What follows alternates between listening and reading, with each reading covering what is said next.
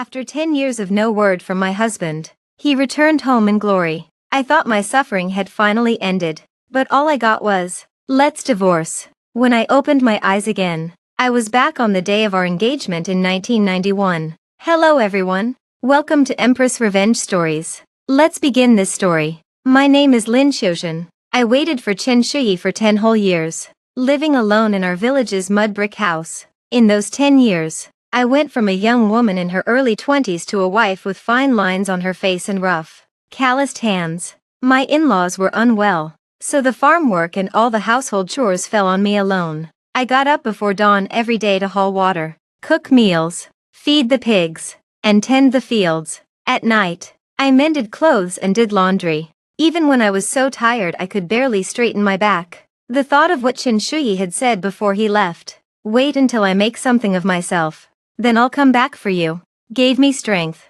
I thought my hard days were finally going to end. That afternoon, the sound of a car horn broke the quiet of our small village. Someone shouted, "Chen Shuyi is back. He's dressed so well." My heart tightened. I dropped my hoe and ran toward the village entrance, my heart pounding so hard it felt like it would burst from my chest. A crowd had gathered. A shiny black sedan was parked there. The door opened, and a man stepped out in a suit, his hair slicked back. It was Chen Shuyi, but he didn't look like the Chen Shuyi I remembered.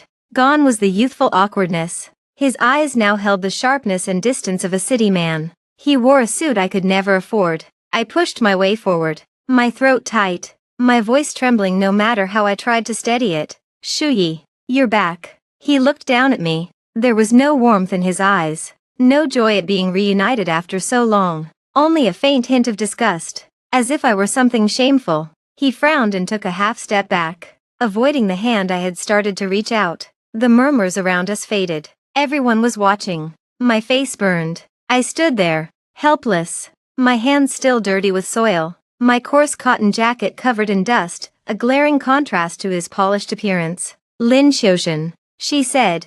Her voice was cold, devoid of any warmth, like a winter wind slicing straight into my heart. "I came back to tell you something." I looked at her, my heart suddenly uneasy. A feeling of dread washed over me. "Go ahead, I'm listening." "Let's divorce." Those 3 words, spoken so lightly, hit me like a sledgehammer. I stood frozen, a ringing in my ears, unable to hear anything else. I couldn't believe what I'd heard. I stared at his mouth and asked, my voice shaking, What did you say?" "Shuyi, don't joke like that. We waited 10 years. How can you?" "I'm not joking." Chen Shuyi cut me off, impatient and now openly disgusted. "I have a new family in the city. She can help me. She's much better than you. Staying with you, I'll never make anything of myself." His words cut into me like knives. 10 years of waiting, 10 years of sacrifice, 10 years of hope, and all I got in the end was, "Let's divorce.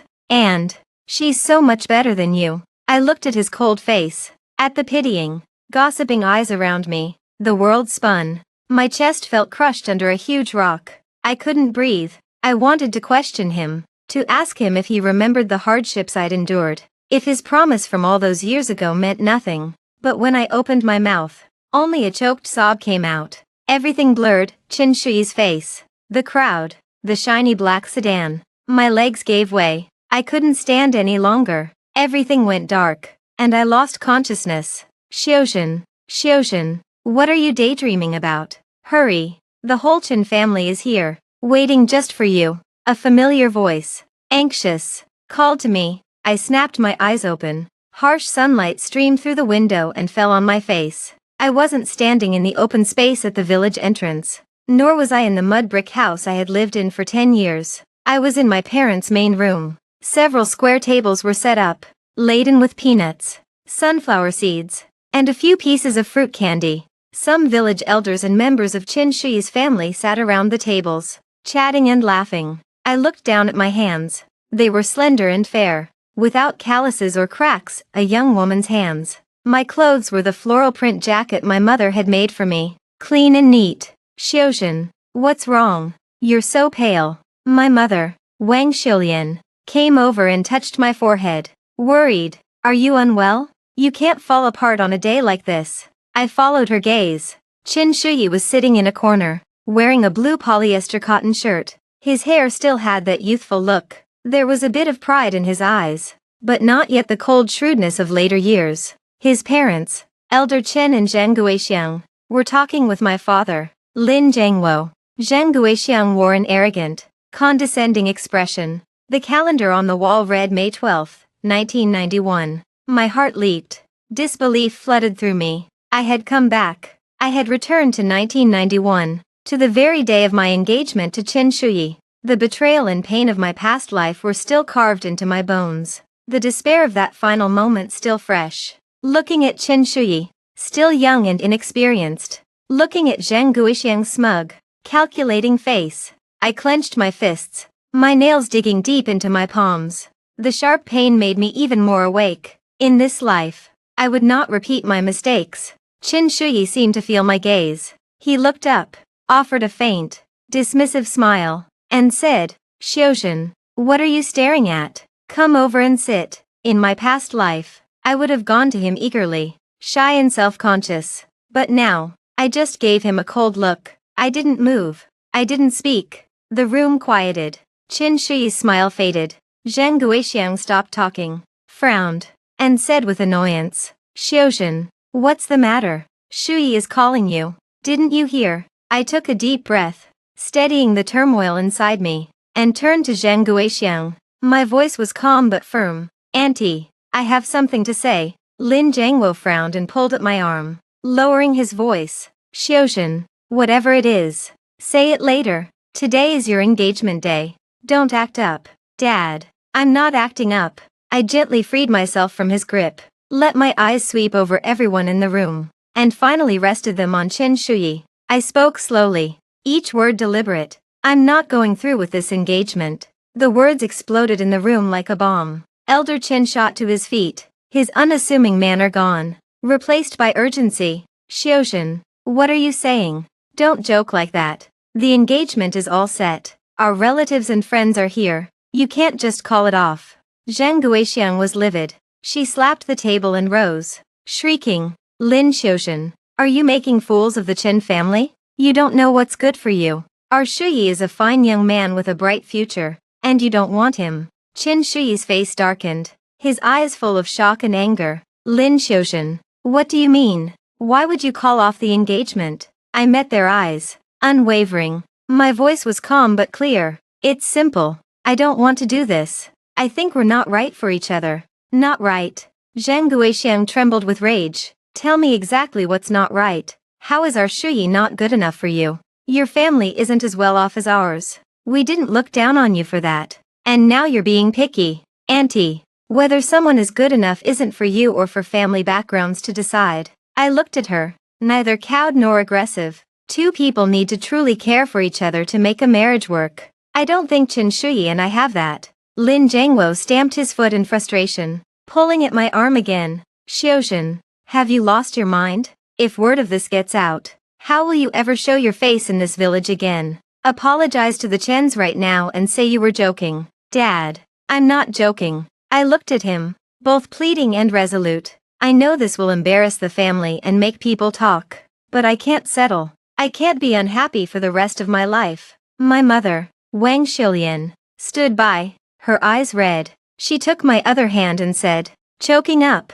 "Xiuzhen, I know you have your reasons, but marriage is a big deal. You can't just change your mind like this. If you call off the engagement, people will gossip. How will you ever find a husband?" "Mother, I'm not afraid of gossip, and I'm not afraid of not finding a husband," I said, squeezing her hand. "I believe I can make a good life on my own. I don't want to spend my life revolving around someone else, living like an accessory." Qin Shuyi's anger turned to disdain. "Lin Xiuzhen, don't act like you're something special. You're just putting on an act, trying to manipulate me. It won't work. If you don't want me, plenty of others do. Then find someone else." I looked at him coldly. "This engagement is off. As far as I'm concerned." I walked to the table, picked up the engagement slip that bore both our names, and before anyone could stop me, tore it in half. The pieces fluttered to the floor. "You! How dare you tear the engagement slip?" Zhang Guixiang was speechless with fury, her finger shaking as she pointed at me. "Elder Chen, his face purple with anger, turned to Qin Shuyi. Shuyi, let's go. This engagement is off. I refuse to believe we can't find a good girl for you elsewhere. Qin Shuyi shot me a venomous glare and said through clenched teeth, Lin Xiuzhen, you'll regret this.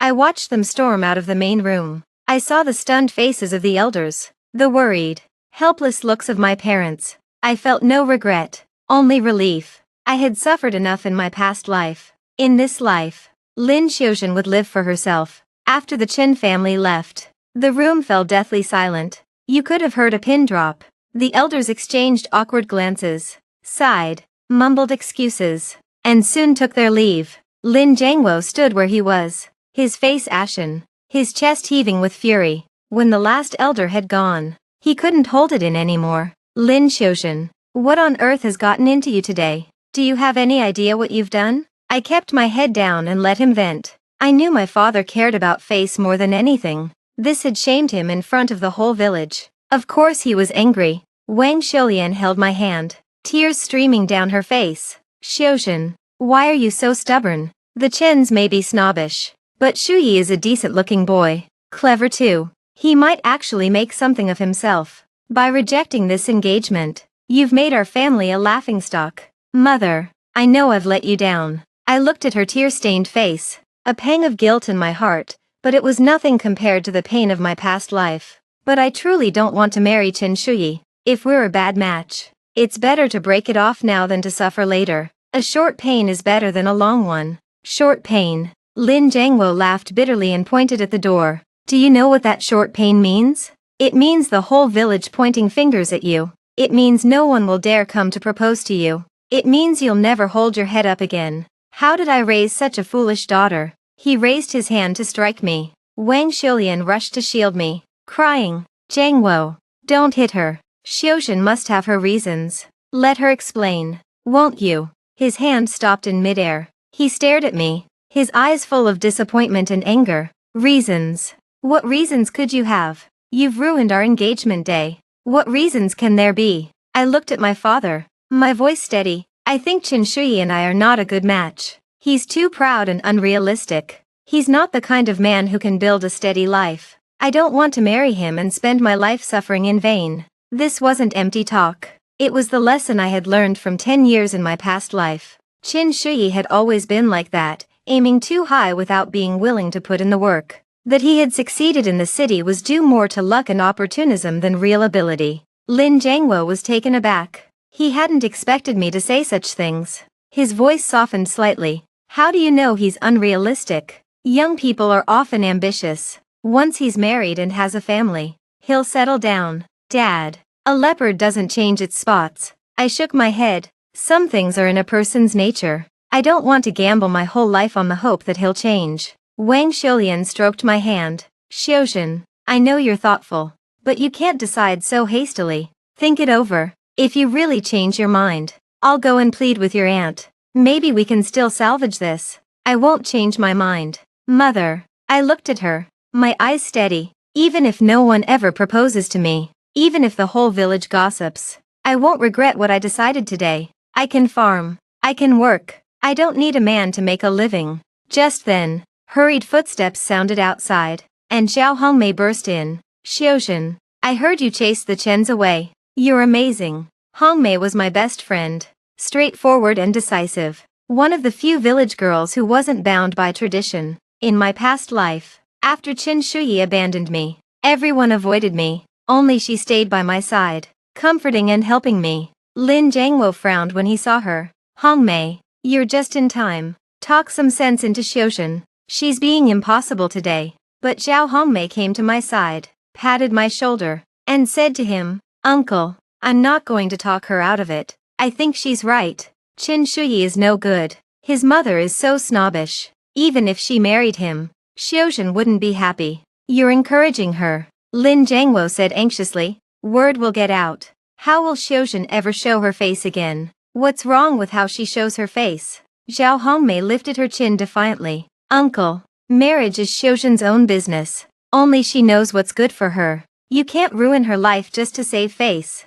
Besides, Xiuzhen is perfectly capable. Even if she never marries, she can still live a good life. What's there to be afraid of? Zhao Hongmei's words strengthened my resolve. I looked at her with gratitude. She always stood by me when I needed her most. Wang Xiulian looked at her, then at me, and sighed. All right. I won't push you anymore. Xiuzhen, I won't force you. But you chose your own path. No matter how hard it gets, you'll have to see it through yourself. Mother, I know. Thank you, I said, hugging her. My eyes burned, and I almost cried. In my past life, worrying about me had worn her down, and she died before she turned 60. In this life, I would take good care of her and give her a happy life. Lin Jiangwo looked at us for a long time. Finally, he sighed wearily. Fine, if you've really made up your mind, I won't push you, but you'll have to bear the villagers' gossip. And as for the Chens, I'll go and apologize to them. Try to smooth things over so the families don't become enemies. Dad, you don't need to apologize, I said quickly. I was the one who called it off. If anyone should go, it's me. Besides, we have nothing to apologize for. You go. Lin Jiangwo frowned. Wouldn't Zhang Guixiang just give you an earful? No, I'll go. I'm the elder. She won't go too far. I knew once my father made up his mind, he wouldn't change it. I nodded. All right, Dad. But be careful. Don't let them provoke you. He grunted and left. Wang Xiulian watched him go, then shook her head and led me into the inner room. Xiuzhen, are you hungry? Let me make you some noodles. You've had a hard day. I'm not hungry, Mother. Just tired. I want to rest a little. Then lie down. I won't disturb you. She made my bed, reminded me of a few things, and left. Closing the door softly, I lay on the bed, closing my eyes. Images from my past life and this present one swirled in my mind. 10 years of waiting in my past life had ended in betrayal and abandonment. Now, on the day of my engagement in this life, I rejected it without hesitation, determined to change my fate. I knew the road ahead would not be easy. Village gossip, Qin family harassment, my parents' worry, an unknown future. But I wasn't afraid. I had survived the suffering of my past life. In this life, I had the courage and the determination to live a different life with my own hands. I don't know how long I'd been lying there when Zhao Hongmei's voice came from outside. Xiuzhen, are you awake? I brought you something to eat. I got up and opened the door. She handed me 2 white steamed buns and a boiled egg. Here, eat. My mother said you probably haven't had a proper meal today. My heart warmed. Thank you, Hongmei, and thank your mother for me. Don't be silly. She pulled me inside. Xiuzhen, I heard Qin Shuyi said he'd make you regret this. Be careful. He's petty. He might try to cause trouble. I bit into a bun and smiled. I'm not afraid of him. If he bothers me, I'll set him straight. We have nothing to do with each other now. She looked at me with admiration. Xiuzhen, you've changed. You used to be so meek. Now you're brave and decisive. I'm so proud of you. I smiled but didn't say anything. I knew the pain of my past life had made me see clearly. I was no longer the Lin Xiuzhen who lived for a man and took whatever came. I would live for myself. Oh, Xiuzhen. She suddenly remembered something. I heard people in town are buying wild goods, mushrooms, herbs, walnuts. They pay pretty well. We could collect some in the hills behind our village and sell them. Maybe make some spending money. My heart stirred. In 1991, private business was just starting up. The markets in town were getting livelier. Buying and selling wild goods was indeed a way to earn money. In my past life,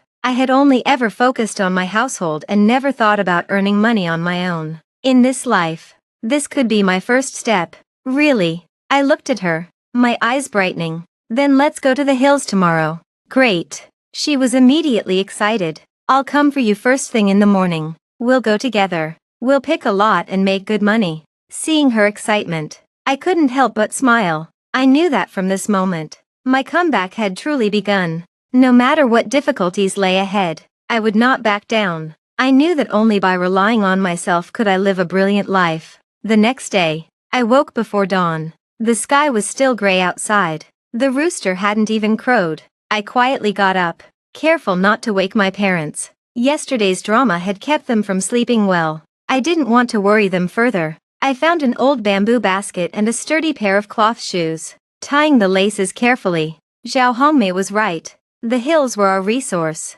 With hard work, money would come. I had just stepped into the yard when I heard sounds from the kitchen. I pushed open the door. My mother was squatting at the stove, lighting the fire. Steam rose from the pot. "Mother, you're up so early." She turned and looked at me, her eyes full of tenderness. "I knew you were going to the hills with Hongmei. I steamed some sweet potatoes for you to take along. The mountain paths are steep. Be careful. Don't go too far." My nose stung. I went to her and hugged her. "Mother, I'll be fine. Don't worry. It's not about the money. Just come back safe." She slipped 2 warm sweet potatoes into my pocket. "If anyone gossips, don't take it to heart. Your father and I are here for you." I nodded, not trusting my voice, and held the warmth in my heart. In my past life, I had never given her a single day of comfort. In this life, I would make sure she lived well. Zhao Hongmei was already waiting at the crossroads, a bigger basket on her back. "Xiuzhen, this way." We walked the narrow path toward the hills, the quiet broken only by our footsteps and the chirping of insects. The sky slowly brightened. Some early rising farmers glanced at us, then whispered among themselves, "Isn't that Lin Xiuzhen, the one who broke the engagement yesterday? She's crazy, turning down a good match like that. No one will want her now." I heard the Chen boy said she'd come crawling back. Zhao Hongmei started to turn and argue. I pulled her arm and shook my head. "Ignore them. Let them talk. I'll let my life speak for itself." The hills were lush, heavy with dew. Soon, the bottoms of our pants were soaked. I followed my faint memories, picking the spots where mushrooms were thickest and wild vegetables grew tender. Zhao Hongmei followed me, amazed. "Xiuzhen, how do you know where to find things? You're even better than me, and I've been up here all my life." I smiled and didn't answer. The best spots, which slopes were richest, which trees had the most walnuts, I had learned out of sheer boredom in my past life. Back then, I only gathered things to add to our table. It never occurred to me they could be sold for money. We picked steadily, and soon our baskets were full. Zhao Hongmei was panting, but I kept going, driven by one thought: pick more, earn more, free myself from dependence on others. By the time the sun was overhead, our baskets were heaping.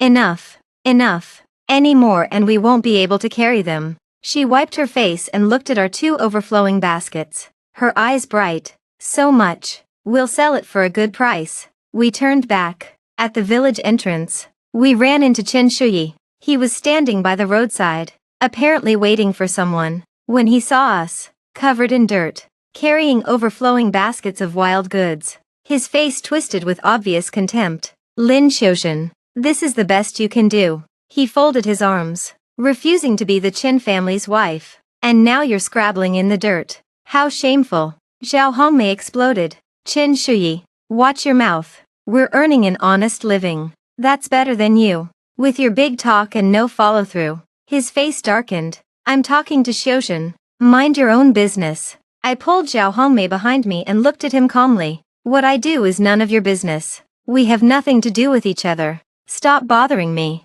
"Nothing to do with me." He laughed coldly and stepped closer, lowering his voice. "Lin Xiuzhen, don't be so full of yourself. I know you were just trying to get a rise out of me yesterday. You're already regretting it, aren't you? Apologize. Sign a new engagement slip, and I might pretend it never happened." He spoke as if he were doing me a favor, as if I had lost something irreplaceable. I felt only disgust. In my past life, I had fallen for this act, believing he had ability, that he would support me. It had brought me 10 years of bitterness and betrayal. I looked at him, my eyes cold. "Chen Shuyi, listen carefully. I, Lin Xiuzhen, would rather pick wild herbs in the hills for the rest of my life than have any connection to you again. If you want someone to apologize, go find someone else." His arrogance froze. He couldn't believe I was turning him down so bluntly. His face twisted with anger. "You'll be sorry, when I make it big in the city.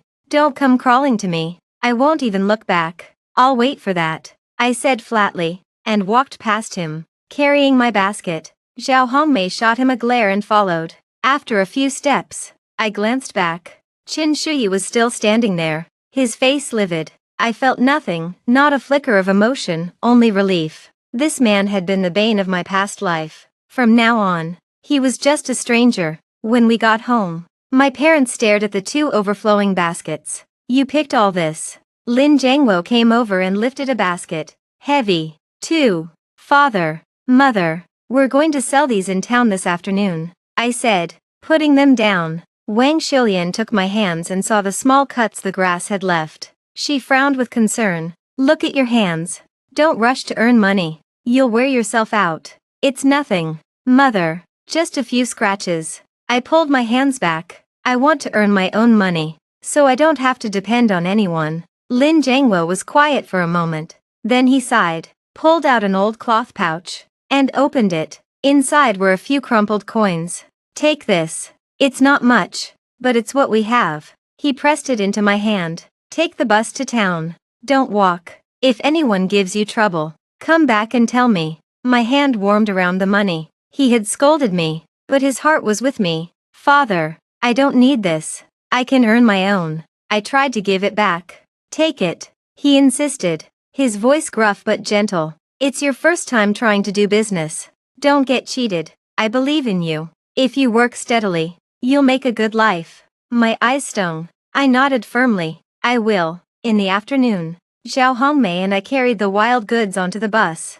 The ride was bumpy, the scenery flowing backward outside the window. I looked ahead, my heart full of light. In my past life, I had been trapped in a small village, spending my whole life on one man. In this life, I was walking out of my home, toward the market, toward my own life. At the market, people were everywhere. We found a corner and laid out our goods. Soon, customers came. These mushrooms are so fresh. How much? The wild greens look tender. Weigh some for me. I learned quickly, quoting prices, weighing goods, taking money, gaining confidence with each transaction. Zhao Hongmei helped, and we were both busy. By sunset, everything was sold. I clutched the money, my palms sweating, and counted it again and again. 12 yuan and 50 cents. In 1991, that was a sizable sum for us. Zhao Hongmei was practically jumping for joy. Xiuzhen, we really made money.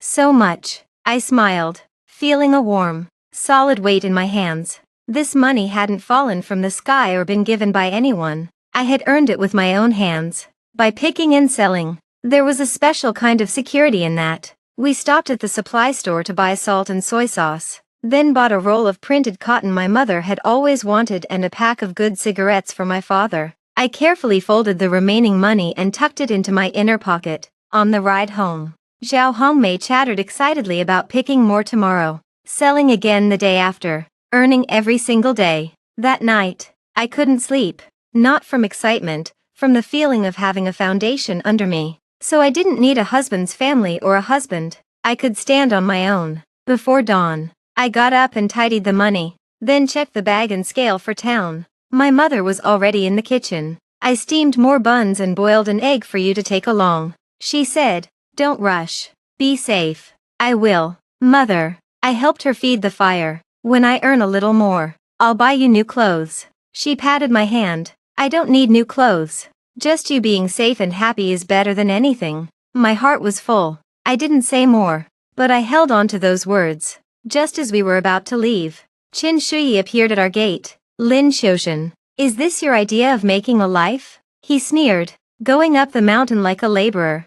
Zhao Hongmei clenched her fists. I stopped her with a look, said to Qin Shuyi, my life is for me to live, not your concern. Then I turned and left. The hills were the same as yesterday, but I felt different. Yesterday was a test. Today was certainty. I picked only the best, the most valuable wild goods, quickly and carefully. Zhao Hongmei followed, amazed. Xiuzhen, you're like a professional harvester. I smiled. The secrets hidden in the grass and under the trees were what I had learned in my past life. Out of sheer boredom, others couldn't match it. By noon, our baskets were full. Zhao Hongmei was about to rest, but I kept going. Just one thought. Pick more, earn more. When we reached the market and set up, a sharp voice called out, oh, isn't this Lin Xiuzhen? Refusing to be a fine lady in the Chen family. Now you're a street vendor. How the mighty have fallen. Zhang Guixiang stood there, hands on her hips, looking down on me. A small crowd gathered. Zhao Hongmei stepped up. Aunt Chen, watch your words. Xiuzhen is earning a living honestly. That's better than gossiping all day. Zhang Guixiang looked me over. Earning a living. I think you just want attention. I'll tell you this, stop trying to get back with our Shuyi. My family wants nothing to do with a girl like you. I stood up slowly, my face calm. Auntie, the engagement is over. Where I go and what I do have nothing to do with the Chin family. If you want to buy, welcome. If you want to cause trouble, please leave and don't hold up my business. She hadn't expected me to stand up to her. Her face turned purple. You little brat. Talking back. You have no respect. I'm just speaking the truth. I said. I ended the engagement. I chose this path. I'm not cheating or stealing. Why shouldn't I be here? Your son has no ability. So he sends his mother to make a scene. People will laugh at you. A low laugh rippled through the crowd. Zhang Guixiang's face reddened, then went pale, then red again. How dare you mock my family? I'm not mocking anyone. I'm telling the truth. I turned back to my goods. If you keep this up and hurt my sales, are you going to compensate me? She had no answer. She couldn't make a scene without losing more face. She glared at me. Just wait. You'll be sorry. Then she left, tail between her legs. The crowd dispersed. I went back to selling. Soon, most of my goods were gone. A man in a dark jacket, steady and reliable, crouched down to look at my mushrooms. Miss, these are good quality. Do you have them every day? I recognized him, Li Tiniu, the supply co-op buyer. In my past life, I had heard of him. He was honest. Didn't cheat people. Uncle Li, I can bring them every day. I said, I have plenty, and the quality is good. He nodded. I can see you're honest. From now on, I'll take everything you bring. I'll pay 10% more than the market price. My heart leaped. This wasn't occasional street vending, this was a stable market. Thank you, Uncle Li. I'll bring them on time. He bought everything on the spot, paid, and we set a time for next delivery. After he left, Zhao Hongmei grabbed my hand, her voice shaking. Xiuzhen, we made it. We won't have to stand in the sun and wind anymore, and we'll make more. I held the money in my hand, steady and sure. Today I earned 18 yuan and 30 cents. Adding yesterday's, I had over 30 yuan. In 1991, that was a good sum. We bought oil, salt, vinegar, and soy sauce, and picked up a length of polyester cotton fabric for my mother and a good pack of cigarettes for my father. Then we headed home. At the village entrance, Qin Shuyi was waiting. He had heard about his mother's scene in town. His face was sour. Lin Xiuzhen, did you do that on purpose? He blocked my way. Couldn't you back down? Did you have to turn it into a public spectacle? I stopped and looked at him. Your mother came to the market to make trouble. Not me. Qin Shuyi, stop bothering me. We have nothing to say to each other. Nothing to say. He sneered. You think you're so great now, with your little earnings. I'm telling you, one day I'll earn big. You won't be fit to shine my shoes. I glanced at him. Then go earn your big money. I don't want it and I don't care. I walked past him. He shouted after me. Lin Xiuzhen, you'll be sorry. I didn't turn back. Sorry. The only thing I was sorry about was wasting 10 years on him in my past life. To be free of him this early in this life was the luckiest thing that had ever happened to me. At home, I gave my parents the things I'd bought. My father tried to hide his smile, but he couldn't help the corners of his mouth lifting. Shouldn't have spent this, he said. My old ones are fine. My mother touched the new fabric. Her eyes red. Such nice cloth. I haven't worn anything so nice in years. It will only get better. I said, Father, Mother, I'll earn more. I'll give you a good life. My father looked at me, his eyes full of pride. He sighed softly. Xiuzhen, I misjudged you. You've grown up. You have your own mind. I'm proud of you. At that moment, all the bitterness and hardship of the past 2 lives dissolved. I didn't rely on heaven or earth, on a man or a husband's family. I earned this with my own hands. I earned dignity. I earned back my parents' respect. Outside the window, the sky was darkening, but inside my heart, it was full of light. The long, bitter road I had walked in my past life, I had cut it off for good. What do you think of this story? Feel free to share your thoughts in the comments. I look forward to hearing your voice.